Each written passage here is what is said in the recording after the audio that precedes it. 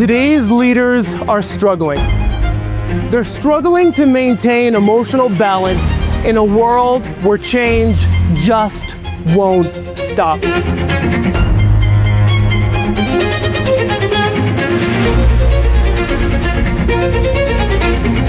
Excessive burnout, dysfunctional team dynamics, and reduced performance everywhere.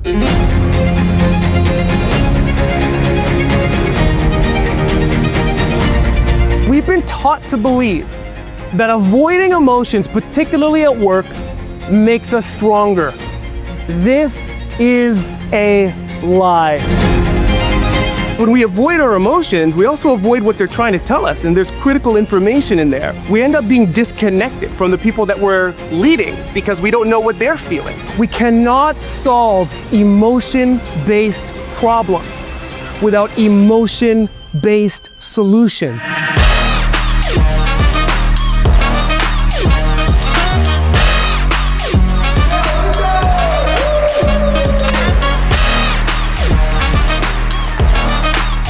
How many people in this room have had an experience with a micromanager? So there's a bunch of hands that didn't go up. You've got to invite me to the rock that you live under because it must be amazing under there.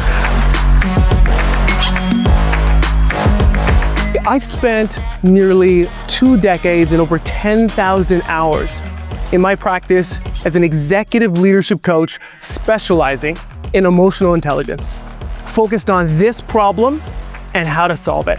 As AI continues to accelerate, the emotional demand is increasing. We need to have emotionally powerful, emotionally intelligent, and emotionally skilled leaders to be able to thrive in this new world.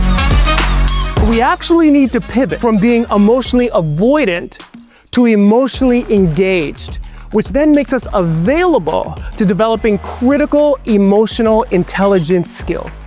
Emotions being the foundational component to human connection, human interaction, to building deep, meaningful relationships, and even performance.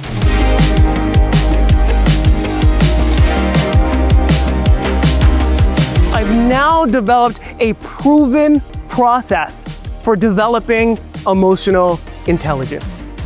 And it's called the Emotional Empowerment Process. It starts, number one, with pinpoint. And there we have to identify our emotional intelligence strengths and gaps. Number two, we've got to outline and identify our emotional intelligence goals as observable behaviors. 3, we got to work. We got to put these new skills and these new behaviors to work in real world situations. 4, we've got to evaluate. And then number 5, we got to reinforce. So what I want to do today is to help you to be able to cultivate your own emotional power so that you can maintain emotional balance regardless of the chaos and disruption that you face. So that you can have those tough conversations and really support people to learn, grow, and become better versions of themselves. And so that you can connect more deeply and meaningfully with others so that they feel seen, valued, and inspired to really show up and perform at their best. Very engaging speaker, first of all. I think the message is resonant. I think it's very important. I think it's very timely. These aren't conversations that we want to have, but they're conversations that I had to have. Very much enjoyed the experience, have a lot to work on, and a great opportunity for personal growth. Every single human being deserves to experience the full version of themselves. Where do you live emotionally? What's your emotional climate? Self-awareness, the understanding, what am I feeling and why? I know what it feels like to feel a strong sense of imposter syndrome and question myself. When we can leverage organizations as a space for people to become emotionally empowered, we truly do create a better world.